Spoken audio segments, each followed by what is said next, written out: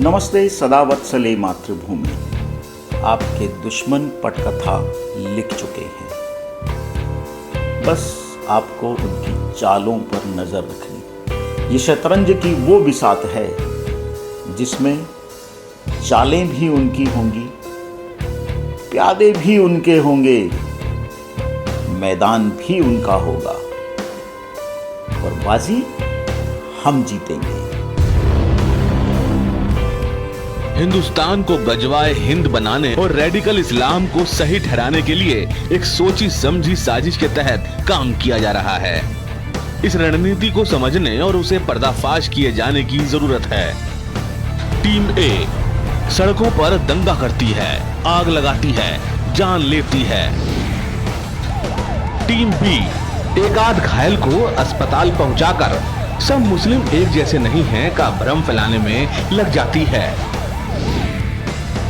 Team सी में रवीश कुमार, बरखा दत्त, राजदीप सरदेसाई, आरफा शबनम शेरवानी, राणा अय्यूब, निधि राजदान, पुण्य प्रसून वाजपेयी, अभिसार जैसे मीडिया कर्मी हैं जो इनका एजेंडा आगे बढ़ाते हैं। टीम डी इस टीम में कपिल सिब्बल, प्रशांत भूषण, सलमान खुर्शीद जैसे वकील हैं जो मुफ्त में इनका केस लड़ते हैं। टीम ई सरकारी विभागों में पूरी घुसपैठ करके अपने लोगों को व्यापार और नौकरी दे रही है। टीम एफ फिल्म और साहित्य में अकबर, औरंगजेब और खिलजी को महान प्रेमी बताने की कोशिश में है। टीम जी में स्वरा भास्कर, अनुराग कश्यप, जावेद अख्तर, नसीरुद्दीन शाह, योगेंद्र यादव, कन्हैया कुमार जैसे लोग हैं जो मुस्लिमों को पीड़ित और हिंदुओं को आतंकवादी या फिर भगवा आतंक का फेक नैरेटिव मीडिया और सोशल मीडिया पर प्लांट करेंगे और आपको समझाया जाएगा कि मुसलमान पीड़ित हैं और हिंदू उन्हें प्रताड़ित कर रहे हैं। यानी सिर्फ 3 पड़ोसी देशों से प्रताड़ना, यातना के शिकार हिंदू, ईसाई, पारसी, जैन, सिख और बौद्ध को भारत नागरिकता देगा पास होने पर। इसमें एक मजहब का नाम नहीं है, मुसलमान, इस्लाम। अंत में आते हैं टीम मैनेजर। राहुल, प्रियंका, येचुरी, केजरीवाल, ममता, शरद पवार, स्टालिन, दिग्विजय जैसे नेता हैं जो उपरोक्त सारी टीमों को राजनीतिक संरक्षण देते हैं, इनके हक की आवाज बुलंद करते हैं। इनकी देश विरोधी गतिविधियों का हम कैसे विरोध करेंगे? क्या हमारे पास कोई ऐसी रणनीति है? इस टीम के खतरनाक इरादों को अब आप भली भांति समझ गए होंगे कि इस टीम का मकसद भारत के टुकड़े टुकड़े करना है।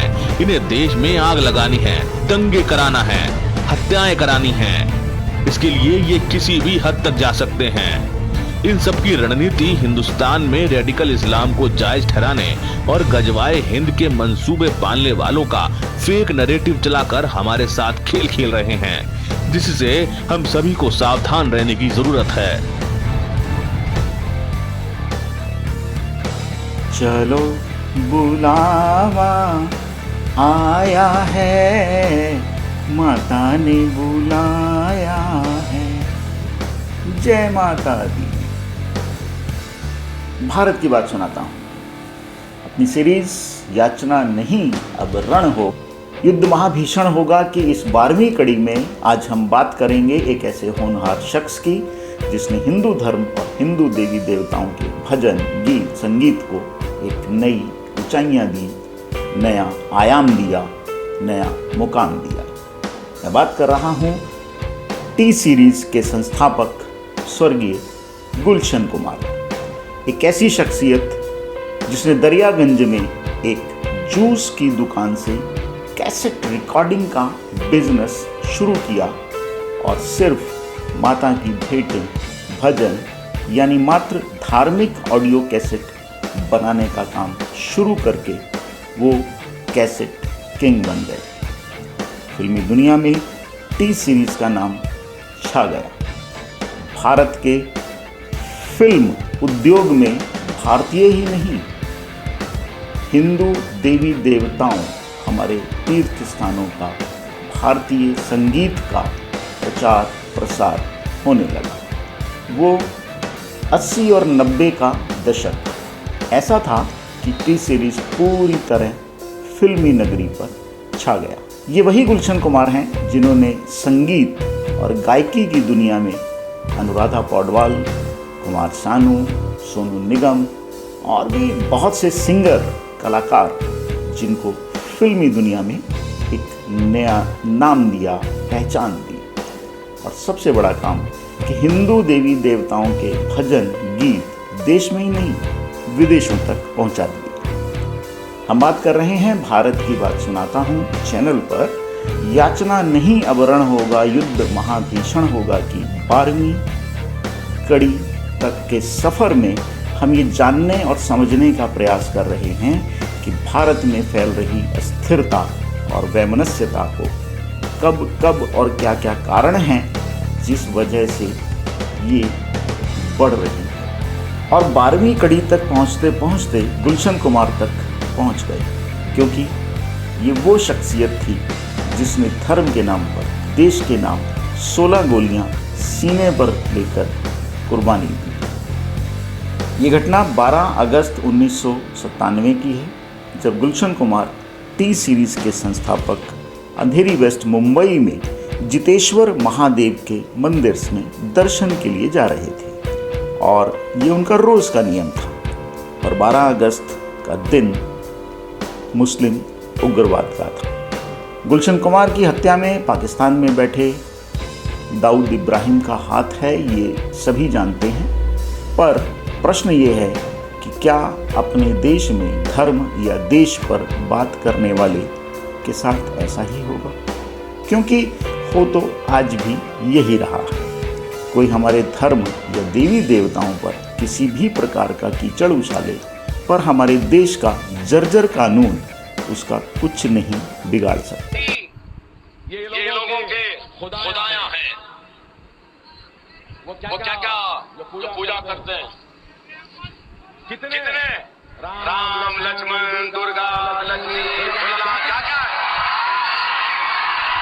कितने भाई हर आदमी में एक नया पैदा हो जाता है। अब तो नए आ गए, गणेश थे, वो थे महाराज, अब हनुमान जयंती आ गई, रामनवमी आ गई, लक्ष्मी मालूम थी, ये लक्ष्मी आज तक नहीं सुने।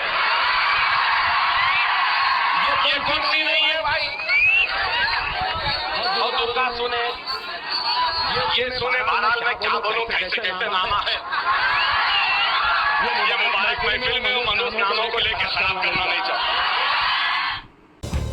और अगर कोई हिंदू वही कहे जो मुल्ला मौलवी भी बोल रहे हैं, तो गुलाम रसूल की एक ही सजा, सर तन से जुदा, धड़ सर से जुदा। मुसलमानों के जो पैगंबर हैं, माज़ अल्लाह नकले कुफर नबाशत, वो तो माज़ अल्लाह अय्याश थे। उन्होंने तो 9 शादियां की। उन्होंने कहा यार ये तो बड़ा इश्क है, 9 बीवियां रखी हुई हैं एक टाइम पे, और उम्मत को 4 से ज्यादा पर क्या लगाई हुई है, पाबंदी। और फिर 9 साल की उम्र की लड़की से भी शादी की। In Bukhari, that Prophet Muhammad peace be upon him married Hazrat Aisha may Allah be pleased with her at the age of 6 and consummated the marriage at the age of 9. And I'm currently learning or knowing about Muslim now, and a part of the learning that I want is I want to know why Prophet Muhammad is married a young girl. The question posed by the sister is that why did Prophet Muhammad peace be upon him married a young girl? She's referring to the marriage of Muhammad sallallahu alaihi wasallam with Aisha, may Allah be pleased with her. Sister, for your knowledge, the first wife that Prophet married was 15 years older than him.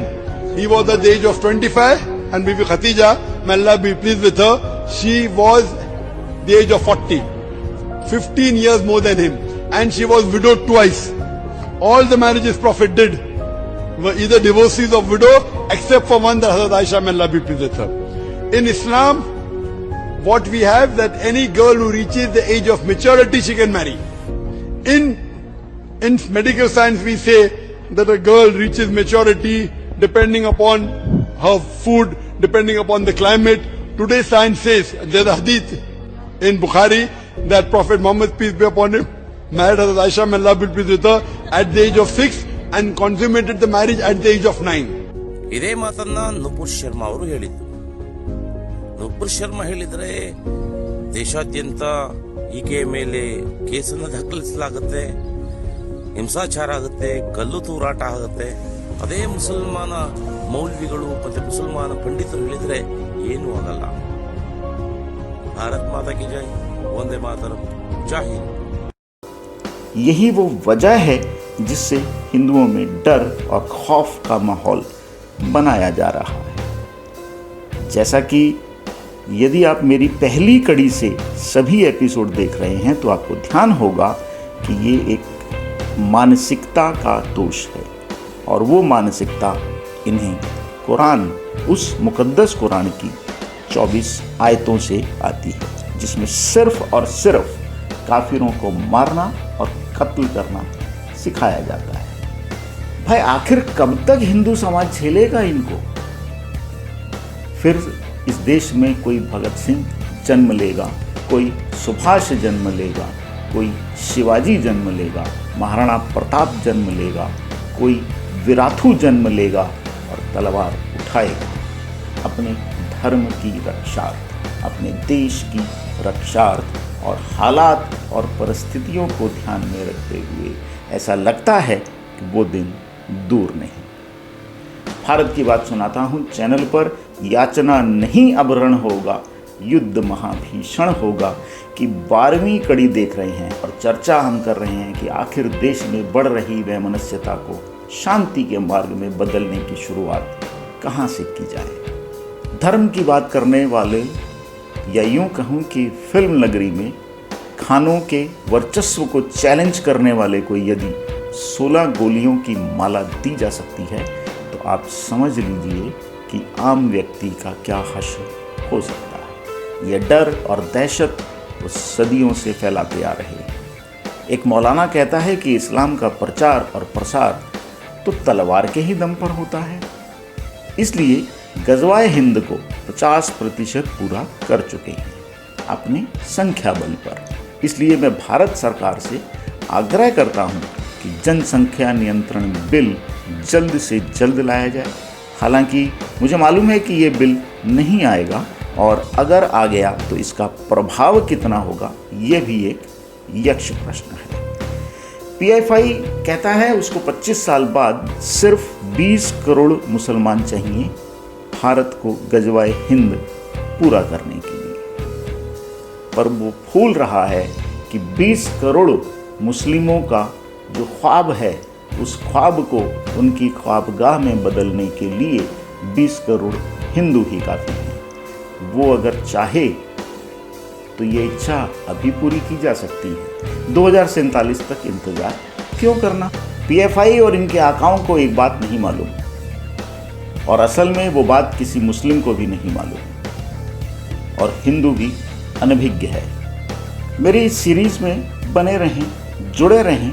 बताऊंगा एक ऐसा इलाज, एक ऐसा रास्ता, एक ऐसा उपाय जो इस मुस्लिम समाज को नहीं मालूम, पर हमें हिंदुओं को भी नहीं मालूम। जिस दिन हिंदुओं ने पूरे बल से वो काम कर दिया, फिर गजवाए हिंद नहीं, गजवाए इस्लाम की आवाज़ उठेगी, और एक ऐसी आंधी होगी जो इस्लाम को पूरे भारत से नेस्तनाबूद कर देगी। गजवाए इस्लाम, याद रहे मैं गजवाए इस्लाम की बात कर रहा हूँ। रामधारी सिंह दिनकर जी कहते थे, उद्दाम प्रीत बलिदान बीज बोती है, उद्दाम प्रीत बलिदान बीज बोती है, तलवार प्रेम से और तेज होती है। छोड़ो मत अपनी आन, शीस कट जाए, छोड़ो मत अपनी आन, शीस कट जाए, मत झुको भले ही व्योम फट जाए। 2 बार नहीं यमराज कंठ धरता है, 2 बार नहीं यमराज कंठ धरता है, मरता है जो एक ही बार मरता है, मरता है जो एक ही बार मरता है। भारत की बात सुनाता हूँ भाइयों बहनों, याचना नहीं अब रण होगा, युद्ध महाभीषण होगा कि इस 12वें एपिसोड में अपनी वाणी को विराम देते हुए आप सभी का आभारी हूँ। आप आप सभी का सहयोग अपेक्षित है। आप सभी से आग्रह, यदि मेरा प्रयास पसंद आए तो वीडियो को शेयर ज़रूर करें, क्योंकि शेयर करने से खुशियाँ बढ़ती हैं। चैनल को सब्सक्राइब आपने कर दिया होगा। अपने विचार कमेंट बॉक्स में ज़रूर लिखें, जो हमारा उत्साहवर्धन करते हैं। अगले मंगलवार रात 9 बजे एपिसोड 13 देखना ना भूलें। भारत की बात सुनाता हूँ, लेकिन याचना नहीं, अब रण होगा, युद्ध महाभीषण होगा। धन्यवाद, नमस्कार, वंदे मातरम।